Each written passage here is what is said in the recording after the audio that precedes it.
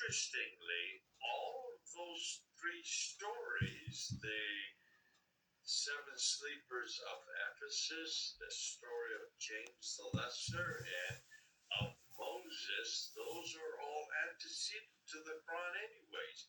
So we would not be surprised, is what you're saying, if these stories, or even what the Malik put on the dome of the rock, those references to Surah 112, chapter 4, verse 171, chapter 17, these were introduced into the Quran by the Abbasids later on. But it's not a surprise that they would be on the dome of the rock, is what you're saying, because this is part of the corpus of material that existed. You don't want to call it the Quran, but it eventually became the Quran. Yes.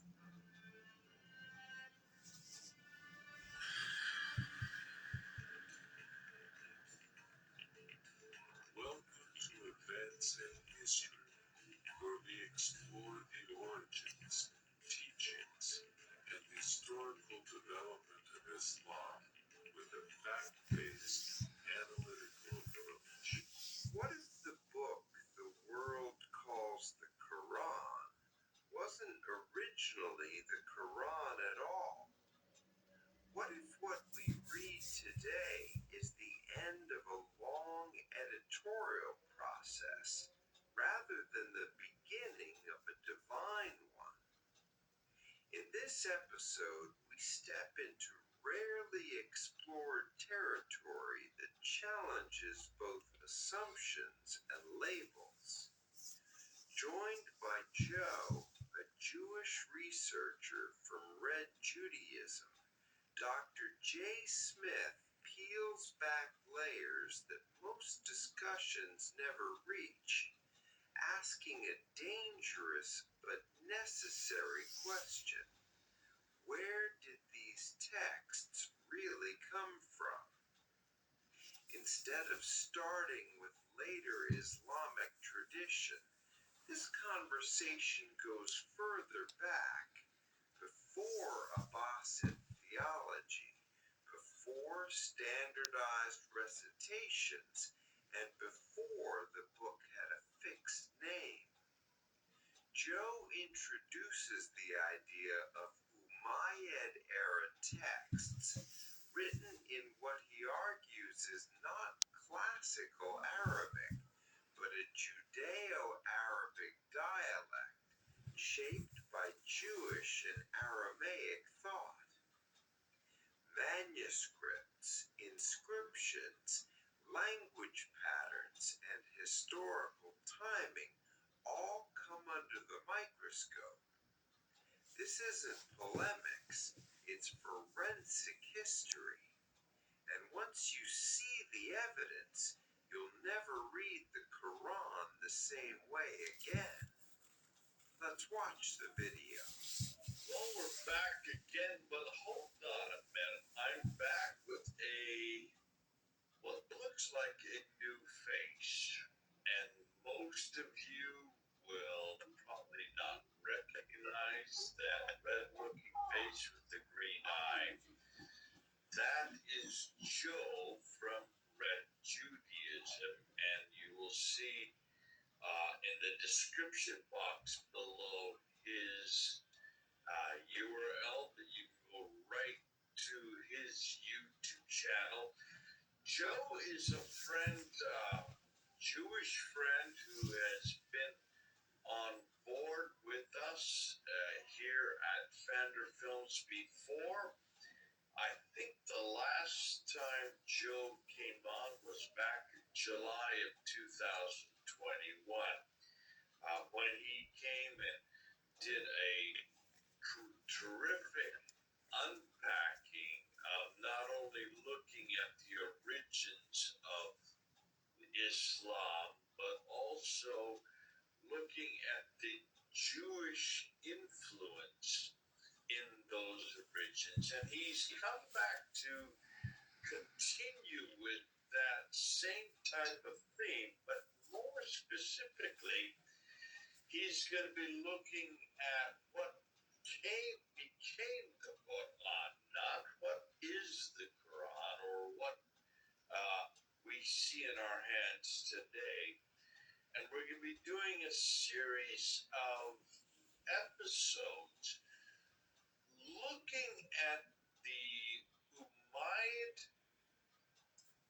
books, or whatever what you want to call them. I'll let Joe define them, and how the Abbasids took them and recreated them into what then became what we now know today as the Quran.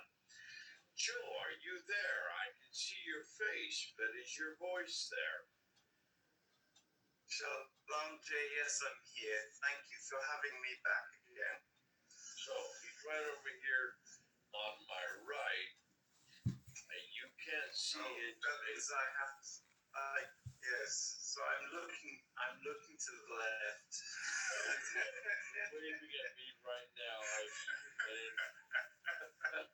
This is the problem.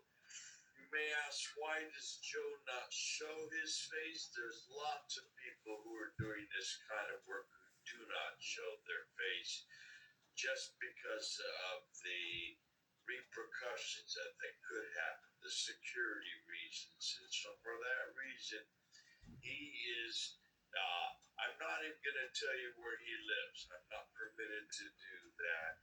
But what I can say is that Joe has been part of our Sin Center group from almost the very beginning. He has been away for a while. We're not bringing him back. We want to look at from a Jewish standpoint. Now, we have done many different standpoints up to this time. We've looked at the German school, the Yonada school. Odon has been great, bringing on Galez, and also D from the French school. Now we want to come back and say we also need to look at how the Quran was, how the Quran that we have today, where were its antecedents, where did it come from? And to do that, I've asked Joe to particularly unpack this side of it from him, because he has a whole different background, a Jewish background that we don't have. I don't have that background. Neither does Odon or Mel or Paul or Murad, and certainly not Thomas. So it's good to have you back, Joe. I want to give it right over to you. I know you have a PowerPoint that you're going to be introducing. Well, thank you for the introduction there, Jay. Thank you. Well, let's start off with, first of all, what if the biggest assumption about the Quran isn't theological, but historical? In this introductory episode, we step away from tradition and dive straight into origins, asking a question few are willing to ask. What exactly existed before the Quran as we know it today? This conversation with Joe brings a rarely heard perspective to early Islamic texts. Rather than beginning with later Islamic claims, the discussion starts earlier, during the Umayyad period, when texts were fluid, languages overlapped, and identities were still being formed. You'll hear why calling these writings the Quran may already be an anachronism, and why terms like Umayyad texts and Judeo-Arabic dialect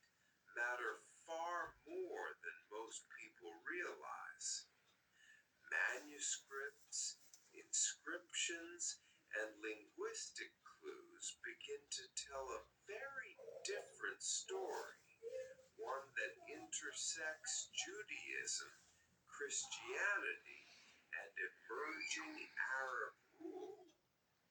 This episode doesn't aim to shock for shock's sake. It aims to reconstruct history honestly. And once you follow the evidence, the narrative starts to unravel. I think the most important thing I want to make sure I try very hard not to call this book the Quran. I try very hard not to call it the Quran. I prefer to call it the Umayyad texts because I want to hammer home that these texts originated in Umayyad times under Umayyad influence, and the Abbasid religion did not exist at the time that these texts came about. They were based on something, as we've seen, if you've been following Jay's channel and the work on this and on other channels for the past 2 years. These texts definitely had a Christian origin, but were redacted and changed, chopped about, edited, censored, rewritten in different dialects, and so many different versions of it came about. I think ultimately, according to the standard Islamic narrative itself, confesses that I think about 700 of these texts came about in the end and were finally whittled down until in 1924 they chose the Cairo 1924 Hafs version, which became the most popular version of the Islamic Quran around in the world today. But that history really kind of that history of what this book has gone through really sort of makes us wonder what did it originally look like before the Abbasids got their hands on it, and that's why I want to refer to it as the Umayyad texts before it became the Islamic Quran. Although I probably will slip my tongue every now and then and refer to it as Islamic Quran because it's extremely difficult to keep that in mind. But I'll try to refer to it as Umayyad texts. So when you hear me saying Umayyad texts, I'm talking about the Islamic Quran as you know it. But I'm trying to get the picture that it's something earlier, something more sort of unadulterated to get it back to its sort of origin in a certain sense. And we know that it was quite different. You know, we've got those Sana manuscripts, we've got the Birmingham manuscript, and the most important source probably for this is actually the Dome of the Rock itself, where it has a few surahs, passages or ayats there, which might have been the original form of one of the surahs, which is no longer in existence in the Islamic Quran. That might have been the original surah, for example. Maybe it might have been Surah Isa ibn Maryam or something, which is a lost surah. But the Abbasids say that what remains, according to the standard Abbasid narrative, they say what remains is only 1/3 of the original Quran. So, what is it?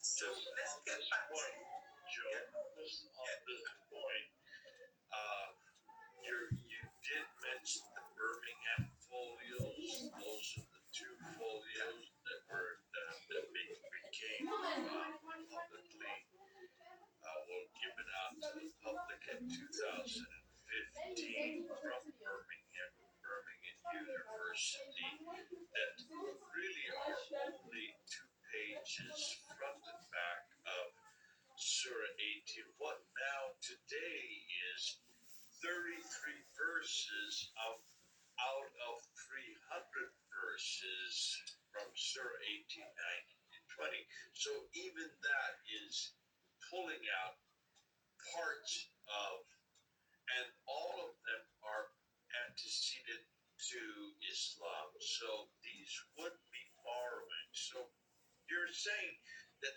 you would be surprised if we do find a lot of these texts, even if we came across manuscripts like the Birmingham folios, which I'm more than willing to say, if the carbon dating is from 568 to 645, 568 to 645, we're talking about mid-6th century up until the mid-7th century. If that is correct, then these would be part of that material, corpus of material that existed in the 7th century. Interestingly, all of those 3 stories, the 7 sleepers of Ephesus, the story of James the Lesser, and of Moses, those are all antecedent to the Quran anyways. So we would not be surprised, is what you're saying, if these stories, or even what of the Malik put on the Dome of the Rock, those references to Surah 112, chapter 4, verse 171, chapter 17, these were introduced into the Quran by the Abbasids later on, but it's not a surprise that they would be on the Dome of the Rock, is what you're saying, because this is part of the corpus of material that existed. You don't want to call it the Quran, but it eventually became the Quran. yes, it's a corpus of material. It's the Umayyad writings of the texts, and Hold on. But the Birmingham photos would predate the Umayyads if the last date is 645. Well, they say that Uthman is essentially part of the Umayyads, the family, so I'm including that sort of idea in there. But or whoever was alive at that time, we don't know. We know that there was a king of Tajikistan at that time. It might have been the one they referred to as Abu Turab. We don't know. But there was some king. Nonetheless, the text would have existed quite proliferated in Arabic at that early period. That would not be surprising. Yeah, I'm not surprised by that. And the language, when we say in Arabic, I was like, whoa. Let's not call it Arabic yet. I would say it was a Judo-Arabic dialect. And if anybody's interested, you can Google Judo-Arabic and you can find articles on it. And you'll see there are plenty of Judo-Arabic dialects out there. It's basically what we would say from a Judaic point of view, intelligible Arabic, not just standard Arabic, classical Arabic, common Arabic. It's an Arabic which is Judaized. It's an intelligible Arabic. If you imagine, like, Yiddish is like a German which is intelligible for Jewish people. It's got a lot of Hebrew words. It's got a lot of Aramaic words. It's got a lot of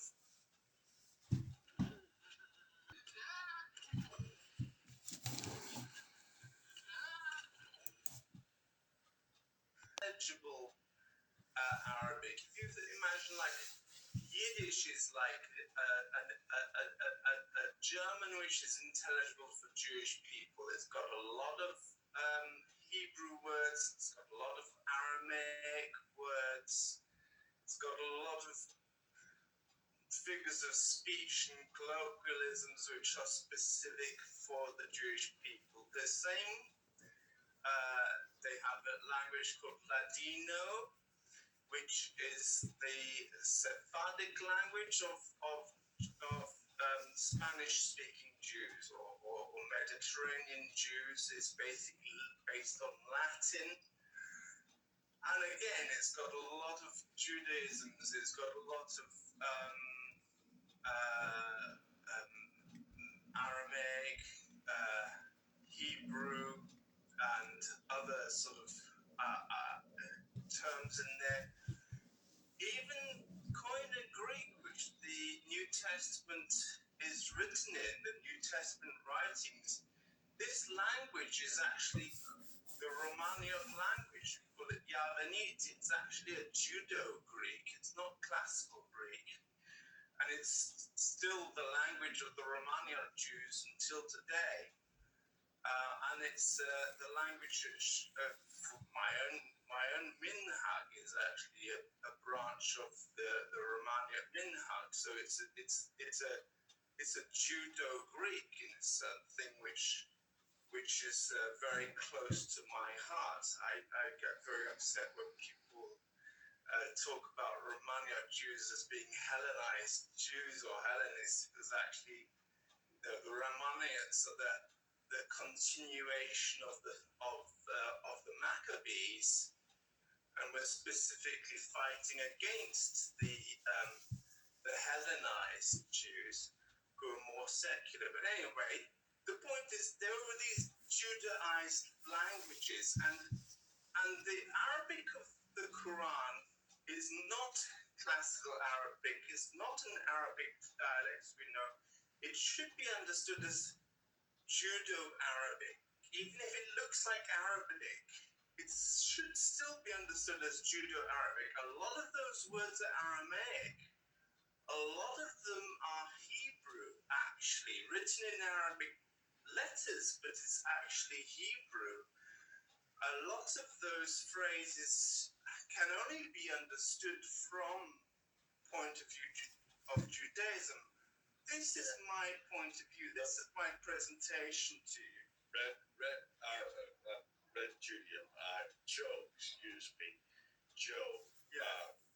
Obviously, people are familiar with what Thomas has been bringing up, Christoph Luxemburg's and Gunther Lulling's material, that much of the Quran is Syro-Aramaic. And Syro-Aramaic, in the Christian standpoint, that these are Christian texts, these are Christian lectionaries, hymns, homilies from 5th, 6th up until the 7th century. You're saying that this Judo-Arabic is similar to Syriac Aramaic, Syro-Aramaic?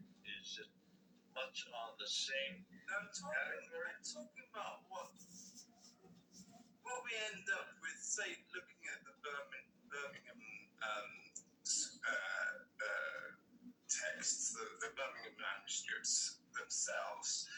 It looks, the folios, Birmingham folios, people look at it and they can read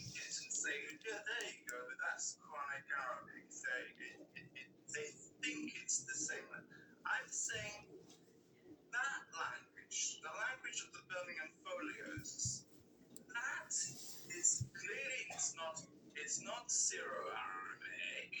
It's actually an Arabic language, an Arabic dialect. I'm saying that it is Judo-Arabic, which has an awful lot of Syro-Aramaic terms in it. Palestinian Aramaic is called Syriac, and East Babylonian Aramaic is called Aramaic. We have two Talmuds. The Jerusalem Talmud is written in Palestinian Aramaic, that's Syriac, and we have the Babylonian Talmud, which is written in Aramaic, Eastern Aramaic. So we've got these. You shouldn't be surprised to see terms which are both from. If it's a Judo-Arabic dialect, you shouldn't be surprised to see terms from the Palestinian Talmud and from the Babylonian Talmud in there. There could be Syriac terms in there, there could be Aramaic terms in there, Syro-Aramaic terms, Hebrew terms, all of it written in Arabic script, but actually not really Arabic, but intelligible Arabic. And that's why the Quran has this phrase, I'm sorry, I called it the Quran. That's why these texts have this phrase, Lisan Arabi Mubin, which they say means pure Arabic language, but actually the word Mubin, again, it's a Hebrew root, mevina, it means to understand, mevin. It means intelligible or understandable Arabic. So an understandable Arabic tongue, not pure Arabic, but intelligible Arabic. Intelligible for who? For a Judaized community, for a Judaic type community. So that's the first sort of thing there. What you're saying is, what you're going to be doing now for the next episodes, you've now put down your introductory remarks, and that is when we look at what has become the Quran today, and you're actually going to be zeroing in on the Hafs Quran, much of what you're going to be doing in a subsequent. Yeah. You're saying, where did this originate? Where did forget about all the other derivations, the other qira'ats.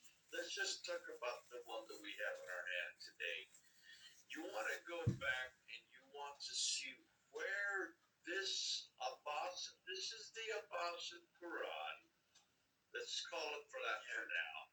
Where did the Abbasids get it from? What you're saying here, and this is new for me, you're saying that actually to understand that you need to go back to the Aramaic, or in this case, the Judo-Arabic dialect from which this then was